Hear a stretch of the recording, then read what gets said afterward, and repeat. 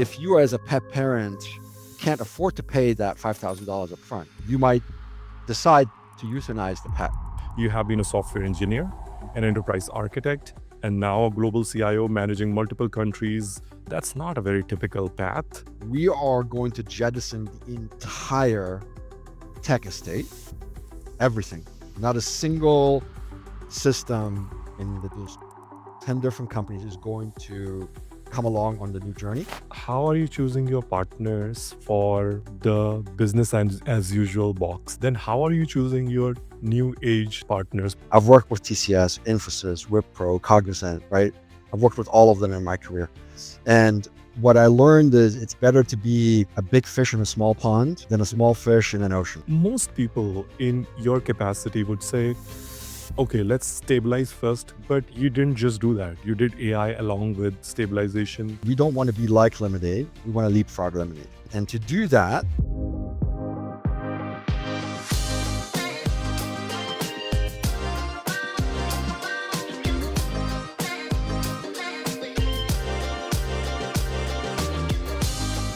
Hey everyone, welcome to CXO Spotlight. I'm your show host, Chirag Khanijo.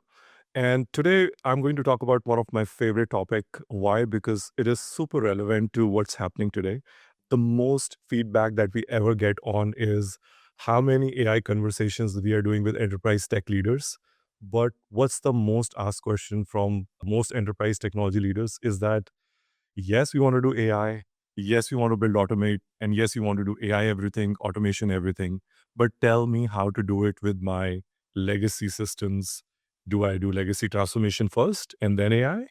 Should I do AI bolt on to legacy system? Can I do both together? Because that will be the nirvana scenario. So we found someone who's actually done it, not once, twice, but is doing it actively right now. Today's guest is Munir Hafez. He has been a hands-on software developer to begin with, somebody who has touched the system with his own hands, and then spent 30 years in technology with Siemens, PwC, Deloitte, EY, working on autonomous cars at Aptiv, and then SVP and CIO at TransUnion, now working as CTO at Independence Pet Holdings. And while he's doing it with 10 acquisition in 4 years and modernizing 10 legacy systems while doing AI with it. So let's talk about how he's doing that and learn from it. Hey, Munir, welcome to the show. thank you so much for having me. Awesome. Munir, most interesting thing, as I said, is your career arc. How about we start there? We start through this, walk me through this career arc because you have been a software engineer, an enterprise architect, and now a global CIO managing multiple countries. That's not a very typical path. What does all that look like from where you're sitting now? Yeah, I think there's always a difficulty sometimes for very technical individuals to be able to connect with the business and be able to speak the business's language, which I think is super important, whether a CIO or CTO, so that you're able to deliver business value as opposed to technology, right? It's not about the technology, it's about the business value that you're delivering at the end of the day. And I was a very hardcore software developer. I worked on telephone switches. Caller ID was my first project at Siemens, not to date myself. And I worked in telecom industry doing hardcore software network monitoring for a decade before I went into architecture and development management, et cetera. When I went into the big four, starting with PwC, there started to get to a change in my arc and trajectory, right? I started as an architect, then leading development teams, delivering projects for customers globally, implementing SAP in 100 plus countries as an example. And I started to slowly cross that barrier from a technologist that is very focused on delivering a technical outcome to starting to understand the business language and focusing from a business perspective. That was a difficult arc for me. I'm very much an engineer's mind. And fortunately for me, I've had some good coaches and mentors at PwC, at Deloitte and EY that took pity on me and helped me along that journey and gave me some good advice that was very helpful in making that trajectory change from a technologist to someone that enables the business with technology, right? And that seems like a subtle difference, but it's a very critical one, because what I've seen is that technologists focus on technology a lot of times for technology's sake, as opposed to what is specifically the business outcome, and technology is an enabler for competitive advantage. It's not technology for technology's sake. So that's been a little bit of my arc from a pure technologist to one that's more focused on business outcomes and technology. I don't want to say secondary, but certainly as an enabler, but focusing on the business outcomes first.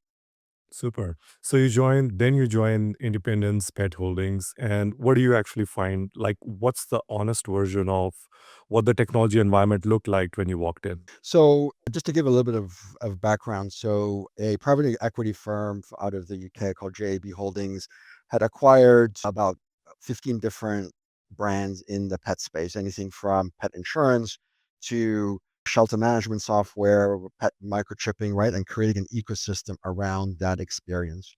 JAB has a number of different retail consumer goods. So they own Hugo Boss, they have restaurants, Panera Bread, Pret, Krispy Kreme are all managed and owned by JAB.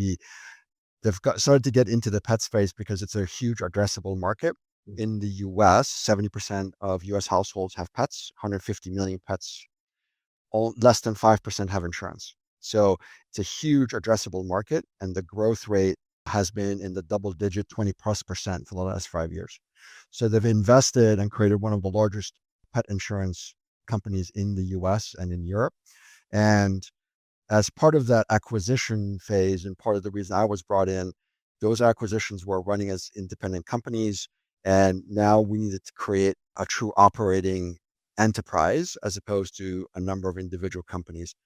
Not to draw a parallel, but when I was at TransUnion and I joined TransUnion as their global CIO, very similar journey. They had acquired a number of companies, 26 companies in 10 years in 30 countries. And the integration work across that landscape was very similar to here, where each one of those organizations come with a different culture, different talent, and a different set of technologies, right? So we have 10 plus different policy administration systems, right? In different phases of maturity, and managing an estate like that proves very difficult when you're trying to modernize and trying to enable the business to move faster, because you're having to do everything 10 different times, and that slows the pace at which the business can operate, right?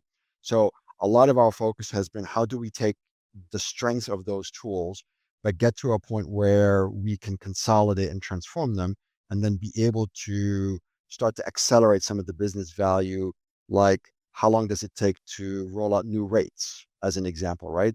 The quicker you're able to roll out new rates, the quicker you're able to start to reap the benefits the from our customers, right? So that's been a lot of the focus, and looking at that estate has been obviously a challenge. But fortunately, we were able to convince the board that continuing to maintain different systems was not cost effective, one, but also not going to help with the growth trajectory and the arc that the business was looking for. Not the least of which, of course, can't have any of these conversations without AI. The introduction of more AI, claims automation, etc. All of that is much more difficult to do when you're talking about doing that in 10 different operating companies than when you're talking about sort of truly shared services, right? And centralizing all of the technology and data assets in one organization that is then able to look for opportunities of how to move forward in a much more effective way on a new platform. Give me your kind of genuine first reaction when you saw the sprawl of the systems. I'm thinking, because I've worked with this industry. There is actuary work, there is claims, there is pricing, and there is policy, and there's so many things, right? And there are, I mean, it could be anywhere from a built system versus a bought system versus a self-managed or somebody else managed system. How did the sprawl look like? Could you talk a little bit in more detail about this so that people can relate to the sprawl that they see in front of today? How complicated was this? The sprawl was, let's say, not surprising given the number of acquisitions, right? I've been in many M&A activities on both sides of those, being acquired and acquiring, right? So it was not surprising to me necessarily how many different systems there were, right? I expected that coming in. I saw that when I did something similar, TransUnion. TransUnion had 50 data centers. TransUnion is about a $4.5 billion revenue. Their tech spend was $1 billion with a B on an annual basis, right? 60 to 70% of the 20,000 employees were tech. At TransUnion or at I? No, at TransUnion. So presume. Right? So I've seen this before, right? So Yeah. that experience kind of prepared me for what I was about to see here, right?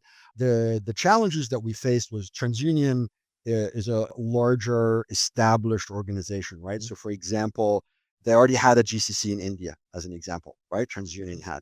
So as you're looking to consolidate, looking for more labor arbitrage, cost control, there's already a vehicle of how to do that because they already had a GCC established in India, South Africa, and Costa Rica, right? So as I came in, I had a lot of maturity in an organization that I could leverage to be able to start to make change. Whereas here, you're talking about buying 10 plus companies with 15 brands that are 300 million here, 400 million here, 800 million here, right? So a lot of smaller organizations, which then means the level of technology isn't always maybe at the level of sophistication that you would expect, right?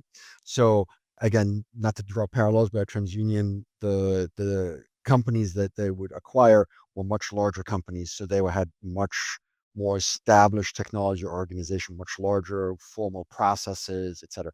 Whereas here, when you start to acquire lots of small companies, the level of maturity isn't quite where it needs to be as a foundation, right? So a lot of what we are looking to do is to essentially start from a new foundation. And in a way, it's easier. At TransUnion, when you're talking about a lot of large, established, mature tech organizations that you're bringing together, there's a lot of expectation that there's the building blocks there. When you're starting from an environment where there's lots of smaller organizations, there was already an expectation by the investors that there was an investment needed to be able to grow to the levels that we're looking for. So in a way, even though it's smaller than TransUnion, it was simpler and easier to convince the board that an investment was needed because there was almost an expectation during the acquisition process that some of these organizations perhaps underinvested in technology over a period of time, creating tech debt that we had to deal with, right? So my job in a way was easier because there was already some of that expectation built that we're going to have to invest, maybe not to the extent that they expected, right? So we've had lots of conversations with the board around the magnitude of the changes that are necessary, right? But that's been part of the journey, and that my work in prior organizations, particularly at TransUnion, before I came here, really prepared me for kind of the expectation of how, let's say, messy the environment might be. We had 6 different platforms for how we build 12 different mobile applications, as an example, right?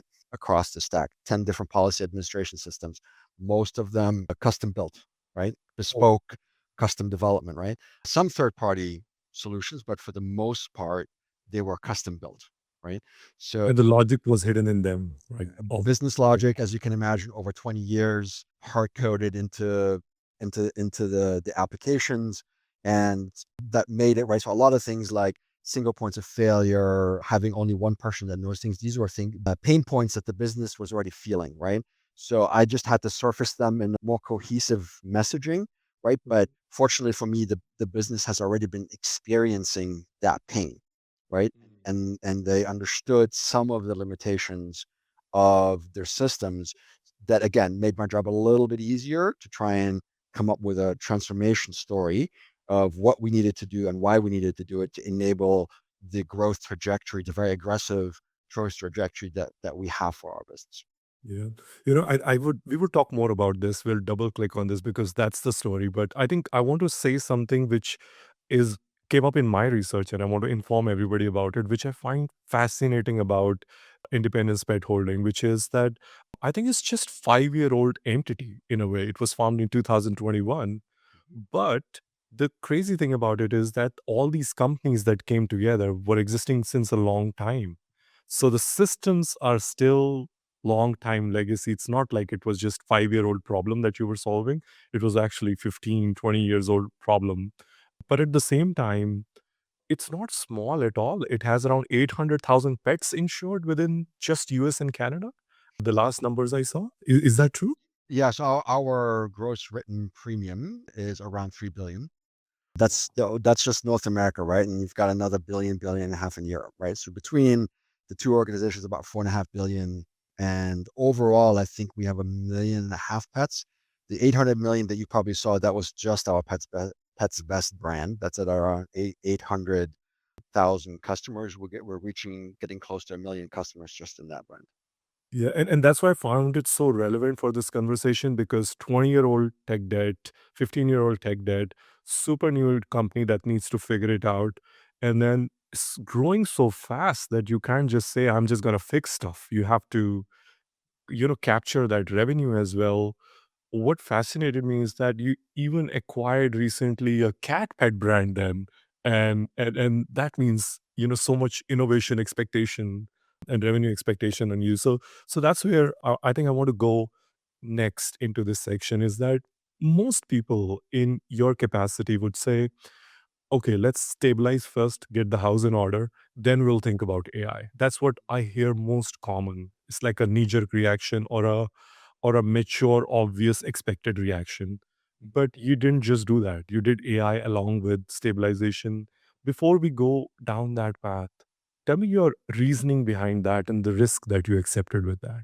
So yeah, there is sort of that proverbial example of building the plane in midair, right? And I know a lot of my peers certainly experience that same feeling, right? Where you can't stand still and you have to do multiple things concurrently, right? So in the space that we were in, the growth is so explosive, which is good news from a business perspective, right? Mhm. But the demands on the systems are so great that standing still to clean up some of that tech debt first, and then being able to start to do a transformation on a new platform that is agentic first, et cetera, was just Mhm. not an option. So from a timing perspective, right, that would take too long. So what I've decided to do and what we've agreed to on a business perspective is that we're going to bifurcate and basically look at the organization as two separate organizations, and not just on the tech side, but also on the business side. So one, we looked at the talent that we had. And if you look at the talent, they've built a lot of these systems over the course of the last 15 to 20 years. We needed to be able to keep them engaged, support those systems. But they also knew that we're in the process of replacing them and that they have a dying skill set, right? So it was a big risk because in many cases we had single points of failure. It was one person that knew how things worked. So the approach that I opted for is instead of bringing in a third party that can take over the application space and let the team go, or dangle the team along for the next 2 to 3 years while we do the transformation and then let them go, right? I didn't feel good about that as just as a leader taking care of their employees. I was looking for a win-win for the business and the employees at the same time. That's sometimes at odds, Mhm. but opted to actually rebadge the employees to one of our third-party partners. And what that allowed us to do is to give them a career path and certainty of their job trajectory long term. They're no longer worried, well, what's going to happen to my job 2 years from now when my system is shut down, right? Mm. And now they are with a third party that once they're off of our account, they have growth opportunity on other accounts, right? Mhm. So that enabled us to not only reduce cost of the legacy systems, but also to secure that talent longer term, while at the same time also, being able to, quite frankly, look myself better in the morning that I did the right thing, not just for the business by lowering cost and securing the legacy systems, but at the same time also doing the right thing for the employees and not laying them off and giving them a job growth and a career long term. So we essentially, what I look to do is have two entirely parallel stacks, right? So all of the existing systems will continue supported by a third party. We've also did a managed service for all of the infrastructure. So putting a neat box around all of the legacy systems and being able to have the right talent that can continue to work with the business, because we can't slow down on our growth, right? Yeah. That's the plane in midair analogy, right? I can't build a new system and not continue to maintain and freeze the changes in the existing systems, right? So I needed to create an entire separate ecosystem that would continue to work with the business on the growth trajectory, but now having that be managed by a third party, right? Where they take a lot of the burden of the documentation and the processes and the testing and et cetera, and securing the resources, because now they have long-term career growth. They're no longer worried about, I'm going to lose my job in 2 years. So that's one bubble. Now the new is where we're hiring and in some cases also using some of the existing talent to build an entirely parallel team that's going to focus on the new. And I think the key to transformations, and we've all been through many transformations. Usually, it is you're touching bits and pieces of the technology. You're touching your ERP, you're touching your CRM, right? It's usually an ecosystem of technologies, and you're touching maybe a core anchor application, or you are limited by existing business processes, right? So what we've convinced the board is, if you start to bring AI into the picture, right? Think of the latest stat I saw, only about 11% of projects have CFOs actually show a benefit to the bottom line, right? So the vast majority of AI projects are focused on blue money, right? This is a Gartner term, as they like to come up with all these cool terms, right? Blue money versus green money. Blue money is productivity, NPS scores, kind of soft benefits, right? That are benefits, but they're not like hard dollars, right? And green money flows to the bottom line, to your P&L. Yeah. So productivity improvements, certainly a great thing, but that doesn't necessarily translate into dollars, right? So, and if you look at why a lot of the programs out there don't deliver hard cash, is because there's not a fundamental change in the business process. If you add AI to an existing process and you don't optimize that process, then you're introducing productivity, incremental change, not transformative change. So what we looked at and what we've said is, look, we are going to jettison the entire tech estate, everything, not a single system in those 10 different companies is going to come along on the new journey, and not a single one of the business processes are going to come along either. Wow. So what we've been able to have the board understand is that if you want the best benefit from AI, if you take a lot of your business process baggage with you, you're going to have a lot of the same problems, just in a fancy tool, in a nice new stack. You're going to have some of the same legacy problems. And you're not going to get the full benefit, that transformative benefit that AI can get you, if you don't rethink your processes from scratch with agentic and AI as the foundation of those processes, right? So we're essentially creating two parallel companies. One company that's working with legacy and continuing to focus on business growth, and one company that's going to build the future, both from a tech landscape and as well as from a business process perspective. That's going to have, then at some point, those two are going to come together 2 to 3 years from now, right? And at that intersection point is where we do the migration, right? And then after the migration, we shut down the entire new stack. Now, that is going to mean major change management on the business side, right? But again, I think there was a general recognition that incremental changes on the periphery, on the edges. Can I introduce an AI chatbot to increase my digital channel versus people calling in? Sure. Can I have an outbound agent calling out versus a salesperson calling out? Sure. You can do those things, but those are not transformative. Those are incremental improvements. And what we're looking to do is to entirely transform how the business operate, to have zero-touch claims processing, zero-touch policy administration, right? That is a far cry. And if you look at, in the US, if you think about kind of the pet healthcare system is different from the human health, obviously. But in the pet, if you think yourself as a pet parent, you go to the vet, Your dog is sick, your dog swallowed something, let's say, right? It's probably $5,000 later of x-rays and surgery, et cetera. And what happens today is, as a pet parent, you go in, you get that bill, you have to pay that up front. And then if you have insurance, be able to go get for reimbursement, right? Mm-hmm. So if you as a pet parent can't afford to pay that $5,000 up front, or you're putting it on a credit card at 24% interest, you might decide to euthanize the pet and that you can't afford to do it, right? And we've seen that. So what we're aiming to be able to do is that at the vet, at the practice management software at the vet, that the vet is able to live put in a claim, say there's this that has insurance with us, be able to put a claim in, and for us to be able to, within milliseconds, to be able to come back and say, yep, claim approved. We'll pay you $4,500. We'll pay the vet clinic directly. All that the pet parent has to pay is their deductible of $500. So you can say, okay, your insurance has already approved it. They've paid us. You only have to pay your deductible so you can take care of your pet the way you need to, rather than having financials be the dictating factor, right?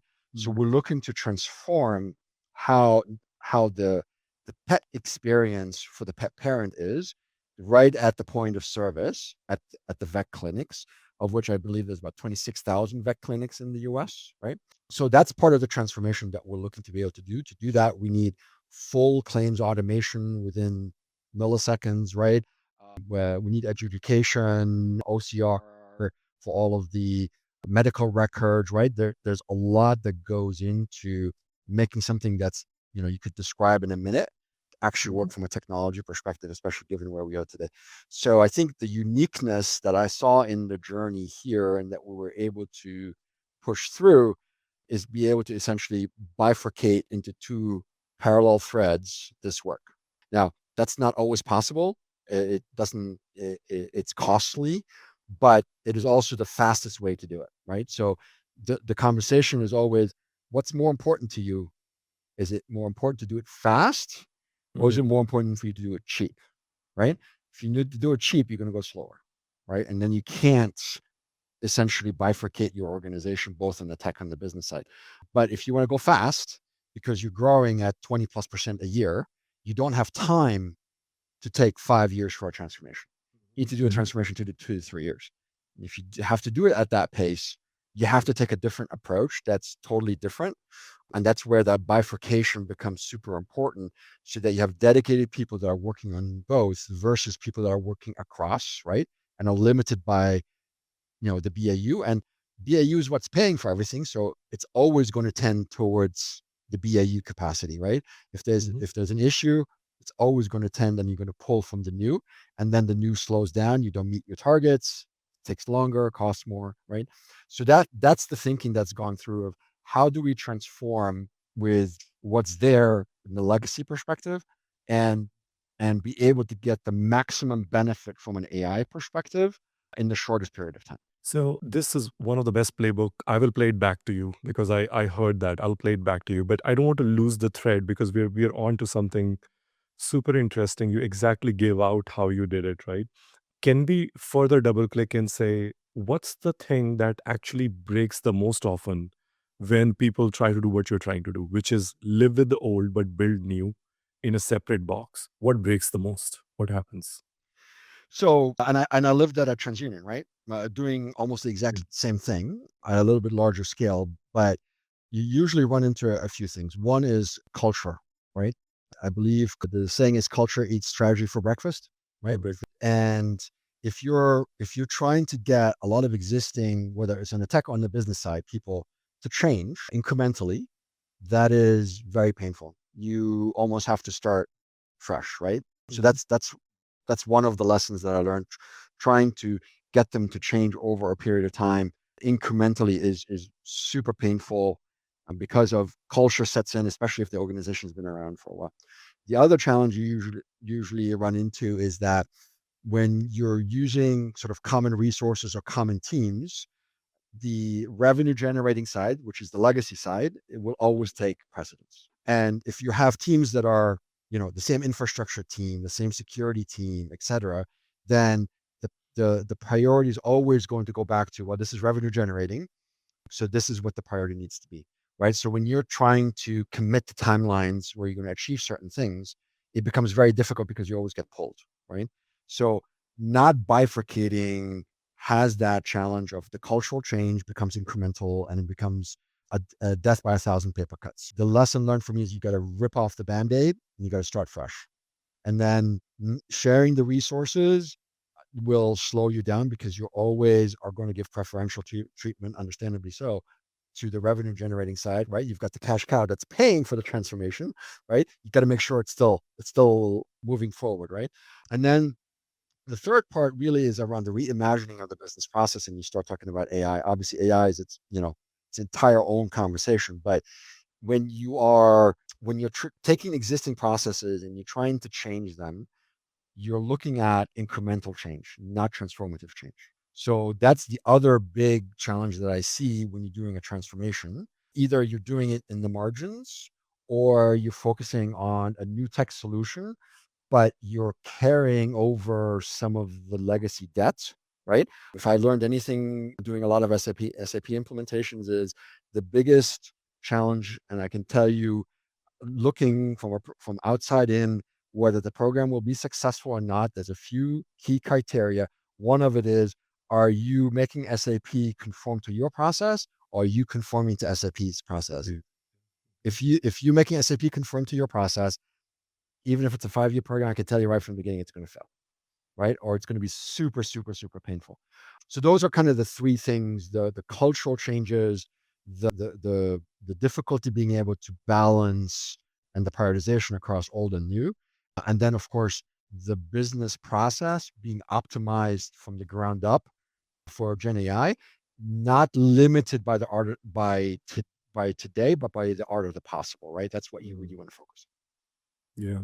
So for a lot of people, if I could try and reiterate what I heard so that we can bind it into a playbook that anybody should be able to take value from, here's what I heard is that from your experience of these at TransUnion having, 30 different companies, 35 countries, and all those systems, plus here, what you're observing is to the North Star first is to identify what's your business as usual versus what's your new objective.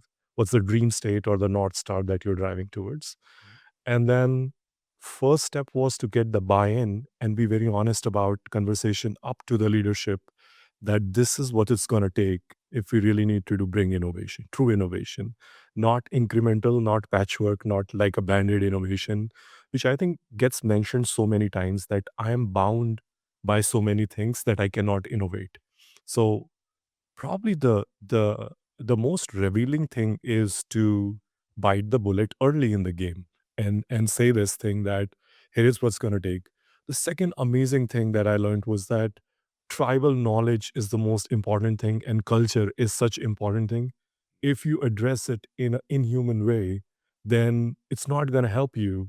So I think you did right and did good at the same time by rebadging the same employees who get to have a career trajectory, right? And protecting your tribal knowledge at the same time.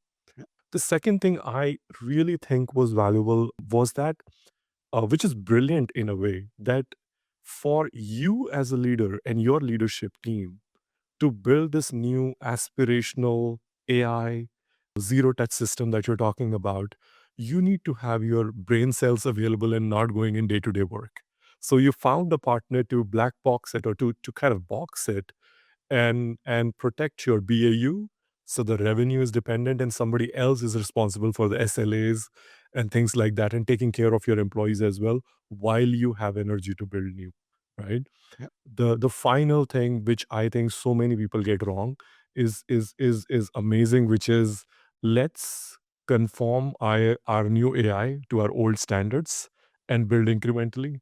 I just love that analogy so well that every workflow that you're designing, if that has a confirmation bias of what you used to do earlier, then I had some CIO come on the podcast and talk about how in their biggest AI initiative, the maximum time they spent was build the integration for the old systems.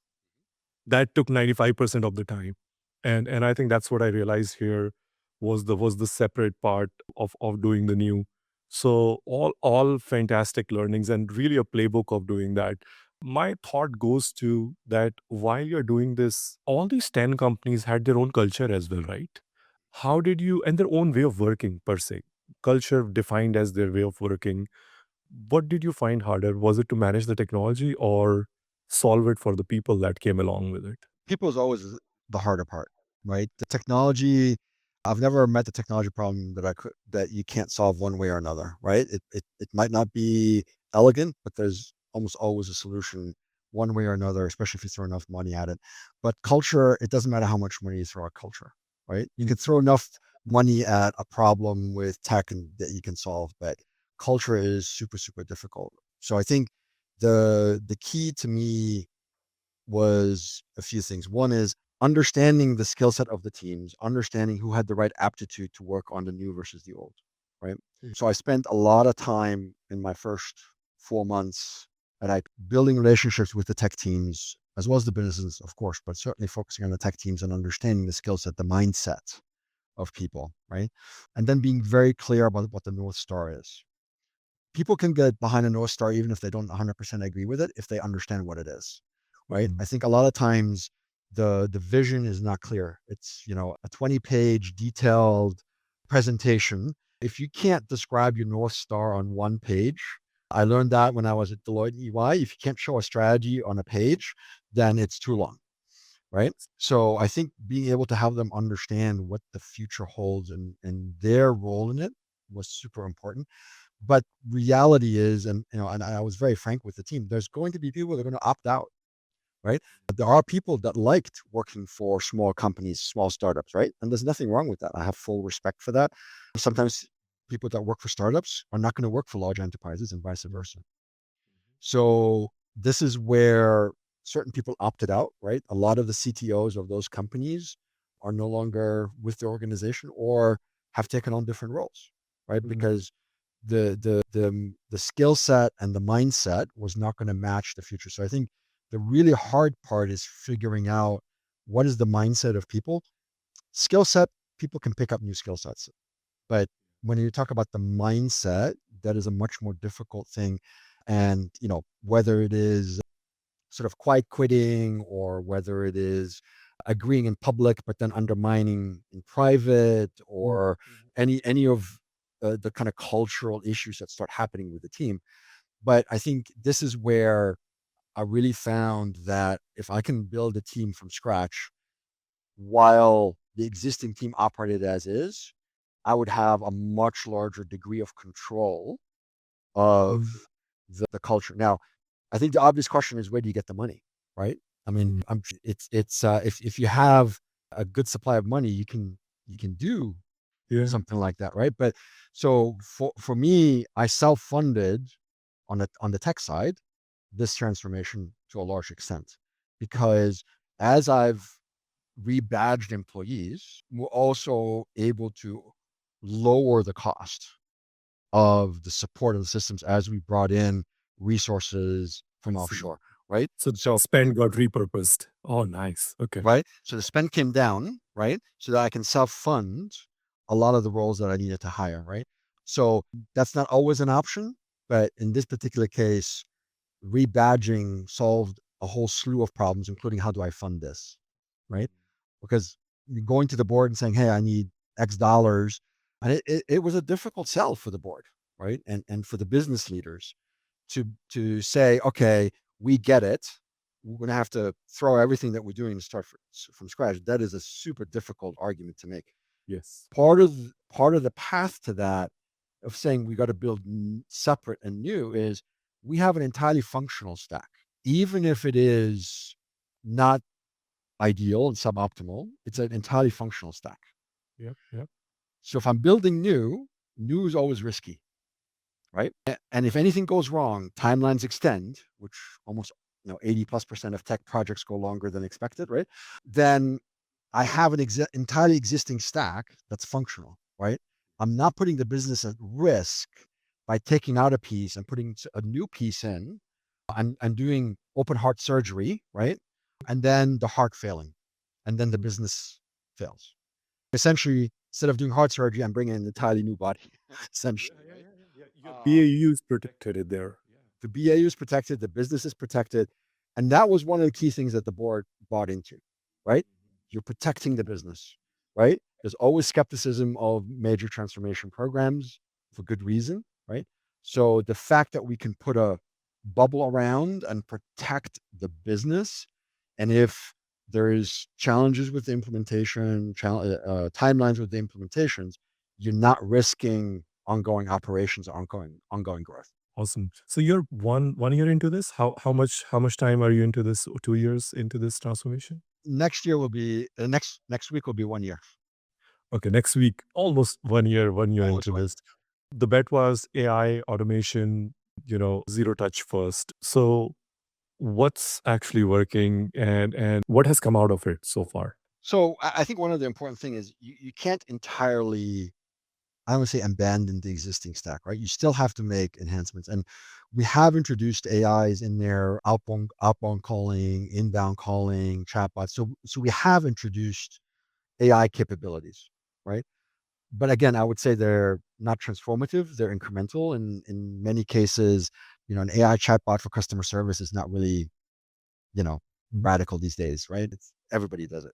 So I think where we can, we're still investing in the legacy systems, but clearly we're putting most of the investment and most of the focus on the new stack, right? And it's a daily conversations I have with CEOs of different business units, right? Of, do you really want to invest this money and this dollars in your existing system that you're going to know in 2 years that's going to go away, or do you want to focus on building the new?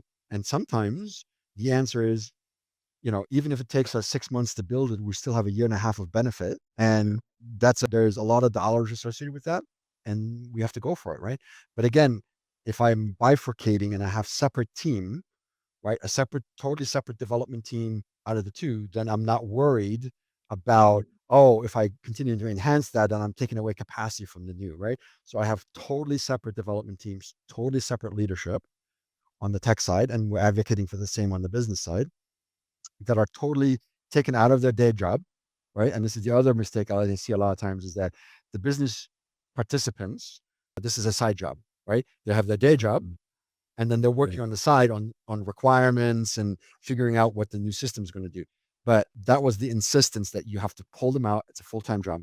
It's a full-time business process owner job to be able to define these things. It's not a side of desk, right? So it's not just on the tech side, it's also on the business side that we've had to advocate for that. But what we ended up doing is being able to come in with, what are the business benefits overall if we do this transformation, from rate loss to how quickly we could implement new rates to customer service costs, cost per claim, et cetera, right? And we project it across all of these different areas, what the business impact would be, whether revenue increase or cost savings, and lowering our admin ratios so that we can justify the cost of the actual transformation, because they do cost a lot of money. So I certainly couldn't self-fund all of that, but I could certainly fund seeding the new tech team, right? And the rest of it will come from the business case. So that's been the journey that we've focused on the last year. And for being there for a year, I think we've made a lot of progress in 1 year, but we still have a lot of work over the next 2-3 years. We always joke internally, because we're a pet company, that it's dog years, right? That if you're here, it's like 1 year, 7 dog years, right? That's it. You've been here, but it's a dog year, not a normal year. On dog, I'll tell you a dog story which relates to you. I was meeting a good dear friend of mine in Chicago. I was going to speak at a place, and I went and meet one of my friends, and they're pet parents, and they have two dogs, Ollie and Bozo. And then I asked, so which breed they are, and they pulled one of your guys, Figo, Fido, yeah. Figo, and they pull it. This is a Shih Tzu, and this is Maltese, and a mix of that, and it was phenomenal for me. And I asked, who's that? And then I looked up Figo, and I started realizing that you're gonna come on the show, and this belongs to that. So that was a great story and example of. And then they started showing me about there's some pet health thing as well in Well, there. wellness, Yeah. yeah. So you can take them for vaccinations and things like that. Yeah. So those were phenomenal. I didn't realize that like your landscape is so modern and digital, sort of forward. I was thinking of it like an archaic insurance expectation. When I saw that, it was very good. Did that come out of any of the initiative that you all were doing? No, I mean, just because they're legacy doesn't mean they're not good, right? So the technology that was there and the capabilities of the systems were good. What they weren't ready for is the AI transformation and leapfrogging our competition, right? Lemonade is one of our main competitors, right? They're digital first, mobile first, AI first. Now use all of your, and that's what what I've said to the board is we don't want to be like Lemonade. We want to leapfrog Lemonade. And to do that, we have to leapfrog in technology. So we have a well-functioning technology set. Of course, we have 10 of them, right? But we have a good technology set, but we need to leapfrog competition. And as such, we have to take drastic measures and look at how we operate totally differently, being touchless, automation, et cetera. Awesome. Now I'm going to talk about something more tactical, like a quick takeaways that we can do. I think one thing I found very interesting was that one page strategy that you mentioned. Uh-huh. I know what you're talking about, but I would love to say what is on that one page strategy that you show to the board or to anyone in your team. So the one-page strategy to the tech team was a little bit different than to the business team, right? So on the for the tech team, it was really around how do we structure ourselves, right? And a lot of that, when you're talking about bringing 10 different tech teams together, how do we structure ourselves in an end state to support legacy and future, right? So it had a organizational construct of how do we show what's the benefit and who would focus on what, et cetera. For the business, it was we actually partnered with PwC and we brought in what is sort of a user story, right?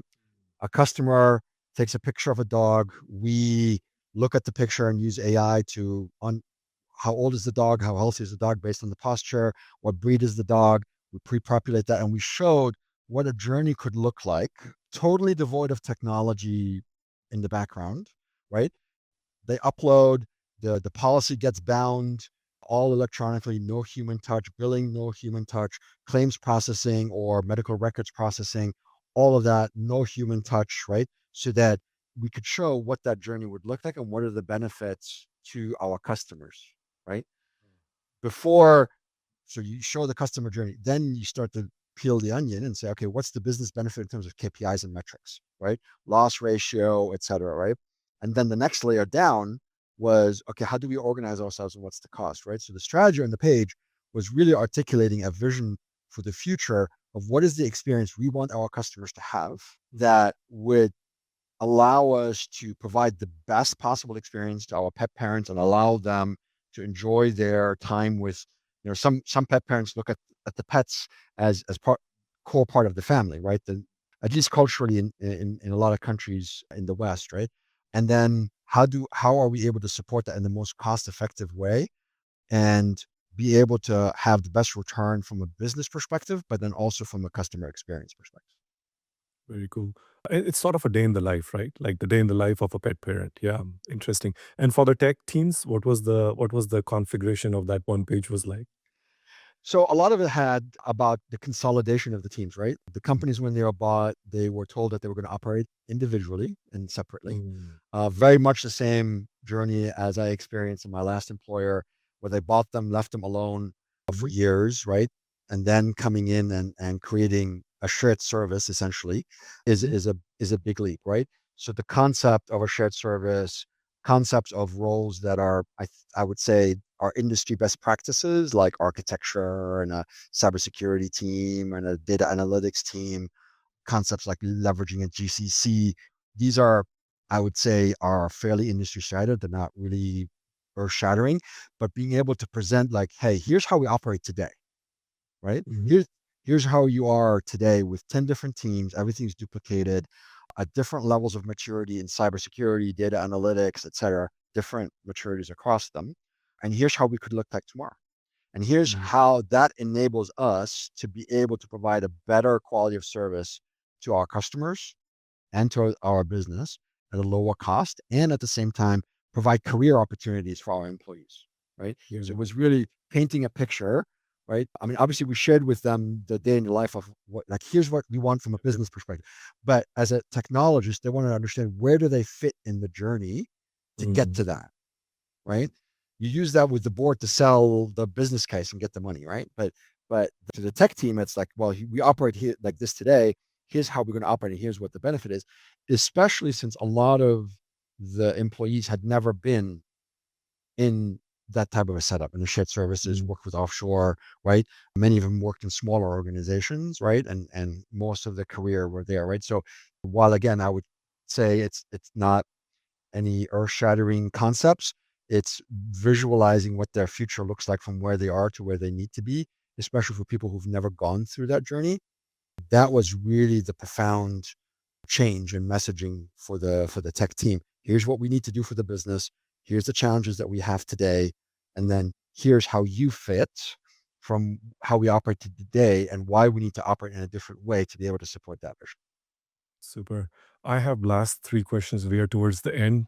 And this is now I'm going to step and make it a well rounded conversation because so far it's about internally what you're doing and everything inside the four walls that you have. But that's not how world works. There is partners and there are people and there are skills and there are people who want to work for you, right? So let's step out a little bit and talk about partners, IT companies, tech providers that you have, right? Mhm. You had to make two different kind of decisions. I would wonder that there would be two different sort of choices or criteria you would had. One, how are you choosing your partners for the business and as usual box that you mentioned? Then how are you choosing your new age sort of these partners? Because those are very different skills. I have come from that world and now in this world, and I see enterprise, kind of timelines and the AI native timelines and AI native culture, it's entirely different. So I would love to get your point of view on what goes on in Munir's mind and how do you decide when you are sitting at this side of the table, which is your business as usual legacy systems or even modern systems, but running in business as usual versus your native build that you're doing. And as you pointed out, right, those are very different characteristics in the organization. There's few organizations can do both, but not many that can do it well, right? Mm. So on the legacy, I opted for one of the Indian outsourcers, right? I also opted not to go with one of the large ones, right? So I've worked with TCS, Infosys, Wipro, Cognizant, right? I've worked with all of them in my career. And what I learned is it's better to be a big fish in a small pond than a small fish in an ocean, right? So we picked a provider that is more medium size, that had the right experience and the right presence in North America and nearshore, as well as in India, right? So that the nearshore component was super important for us, right? So they have presence in Mexico that allows us to get lower rates but same time zone, right? And that we were large enough of a client that we had a direct line To the leadership. to the leadership, right? Yeah.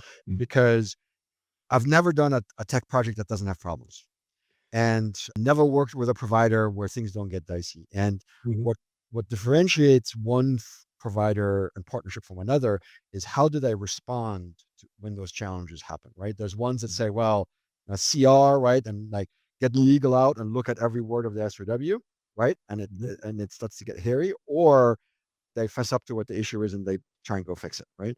So how you as a provider respond to when issues occur is super important to me. The differentiates a partner, especially a strategic partner versus a vendor, right? So that's how we went about selecting a outsourced provider that is able to help us mid-size with the right thinking, onshore, offshore, nearshore presence. And in Chicago, they literally are across the street. It happened by accident, but they're literally across the street from our offices. So I can see from my office, I can look into their office. And that even we were joking that we're going to do like one of those, old style tarot, yeah, cups right across. But that totally happened by accident. They were there, and we were looking for bigger offices, and we just happened to be picking us in the Chicago Loop, an office that was across the street. But it also is representation of how close we work together, right? So their employees work in our office, right? So it's a super tight relationship. So that's on kind of the legacy part. When we're talking about the innovative, right? That's where, and having worked for three of the big four, I tend to gravitate right? And each one of the big four has capabilities in most spaces. The question is which one is stronger, like in our case, in the insurance space, right? Every one of the big four has an insurance practice, right? We felt he had one of the strongest insurance practices, so that's who we've partnered with. And that's where a lot of the new work is coming in. They're helping us thinking through what is the art of the possible of the new end state processes, what are the technologies we need to be able to do that, and to help us with the implementation. The key driver change that I'm trying to institute in the organization. Before I came, vendors were driving the organization, right? There was a view of, well, we'll just write the check to PwC or Deloitte and they'll just come in and do it, right? And that never ends well. You need the brain power and the strategy and the direction to be internal. You can consult from the outside, right, and augment, but you can't have your direction, North Star, be driven by a third party, no matter how good they are. So one of the first things that I did is start to build requirements capability and architecture capability so that we have that capability internally and are able to drive with a partner like a PwC towards the future state so that we're able to control where things go, gain from their experiences as we're driving towards that future state. But that's how we've kind of looked at compartmentalizing those two different relationships that require two different types of partners. Awesome. I want to ask this that moving away from vendors a little bit, I think that was really well answered and candidly. Thank you for that. That how you decided. Let's come to the most impacted and the most important part of the people, which is humans and people that work with us. There are a lot of talented people who would love to work for you over your teams, right? And there's a lot of uncertainty out there. Everybody wants to work in this AI, but AI is taking tremendous amount of jobs as well at the same time, right? In your seat, you have a privilege of knowing where you're going, right? Or deciding where you're going. What advice would you give to thousands of people in enterprise tech, right? Who want to know, who wish they could sit in my place and ask you that what would you advise us to focus on? Where should we spend our skills and build our skills on? I would say, I'll take a pause because a lot of things you said, we are building agentic, we are building native first, we are building automation, we are not building bolt on, is the exact thing people want to work on, but they're not very certain where should I build my skills with? Where should I go? Should I transition? So if you can help a little bit with that. yeah, I mean, it's undoubtedly. So I'll answer kind of from I have a soft spot for developers, given that I was a developer for a long time, Yeah. right? I think the predictions that we're not going to need developers in the very near future are perhaps over optimistic. I do think how many developers and the productivity of the developers and how quickly you can roll out changes is absolutely changing, right? Very fast. So I think whether you are let's say you're a software developer learning Claude, which is one of the best out there in terms of software development, or GitHub Copilot, which is probably a couple tiers down, but still very very good, right? So I think if you're a software developer, understanding and learning those, and how can it make you more productive so you can do things more quickly, but also how do you move up the value chain, right? Versus sitting being a developer that's just pumping out code to how can I partner with the business to help them understand the art of the possible and take that to the next level, right? So that's kind of as a developer. If you're a data scientist or data analyst, it might be learning Genie in Databricks, Yep. right? Yep. So I think depending on what skill set you have, you need to find the right tool set that is really focused on that space that can help you be more productive and getting things done faster. But I'm biased, having made that transition from sort of a pure technologist to somebody that translates technology in a business context, Yep. that I see the value of what AI can do in those spaces is not just allow you to pump up more code. Yeah. Yeah. I think if all you do is pump out more code faster and more features faster, that's certainly a benefit. I'm not discounting that, but I think if you don't use that as an opportunity to move up the stack of the value chain, right, and going from just sitting writing code and pumping out new features to somebody who's working with the business to suggest what features, what capabilities, then I think it's a missed opportunity in terms of how far you can take your career. So I think that's what I would advise folks to do when it comes to how do they best position themselves to take advantage and propel their careers, it's certainly going to have an impact in terms of how many we need of each one of those roles. There's no question about it. So again, everybody's going to learn it, right? Everybody's going to learn it. So how do you differentiate yourselves from 100 other developers that are learning Claude at the same time? And Yeah. this is where I think what I've seen in my career, the people who did the best in technology are the ones that are able to speak to the business in a way that helps the business get a competitive advantage out of the technology, not just purely becoming the best developer in the world or the best data scientist in the world. If you don't add that business angle, then I Mhm. think you miss out. Awesome. Yeah. I had a last question that I always ask, but I'm going to mix it up a little bit. You can answer whatever you choose part of the question first. First, I think you're a pet parent. So, do you want to share their name? And I think it's we want to see the human side of our leaders and C-suite executive as well. Second thing is that what in next 2 to 3 years, our industry is getting, I mean, what, 10 years in our lifetime is 1 years in AI, right? What excites you the most about the change? So those are my last questions. Mm. Yeah, so we have a Balinese cat. He's 2 years old. He's running around here somewhere. I'm surprised he hasn't jumped on my desk yet and walked across the camera. He usually likes to do that and sit on the keyboard and type away. So yeah, I've always been a pet lover. I'm originally from Germany. My family always had dogs growing up, but I did, having worked in consulting for many years, I did a lot of travel. So I didn't feel good about having a dog and not having the attention required. So a cat is usually a little bit less sensitive to you being gone. So had a cat for 22 years when she passed away a few years ago, and then we got a cat called Miso. He's a Balinese, beautiful white chocolate point that my daughter loves dearly. So he's been a joy to have. The personality of that breed is very nice. In terms of what I'm most excited about over the next couple of years, look, I've in my 30 plus years in technology, there's always a new technology, always, right? Whether it's languages, whether it's packages, whether it's software. AI is a little bit different in that there's an element of self-learning and Mhm, being able to work on things that we didn't teach you to do, right? That's mhm. part of the scary part of what does that mean for society and what jobs are going to be there in the future.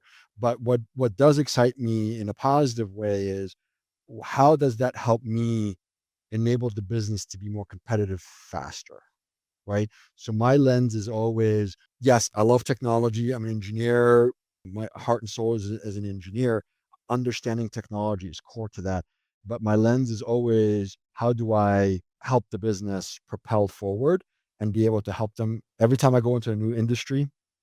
I've worked in professional services, financial services, telecom, manufacturing, automotive, credit bureaus, right? I've worked in many, many, many different industries. And what has been common across those is that when I went into a new industry, I'd always spend time to learn the business. When I went into manufacturing, I went to China, I went into the plants to understand what was going on the floor, as we were talking about how we can use automation in plants, right? Did the same thing here with insurance. I'm new to insurance. So I spent a good part of my year learning the business. And that's where I'm excited to be able to marry that knowledge or understanding of the business with what AI is going to evolve to over the next few years to continue to help the business move faster and faster in a super competitive landscape. Yeah, that's brilliant. That's all I had. I want to just say two things. One is thank you so much for sharing openly, freely, what is can be the most valuable thing some other C-suite executive or a technical person or an enterprise technology leader. Second thing is I wish you the best. I wish IPH the best on this amazing journey that you're on with innovation in AI. And thank you for being on the show. Correct. Thank you so much for having me, and I enjoyed the conversation. Thank you.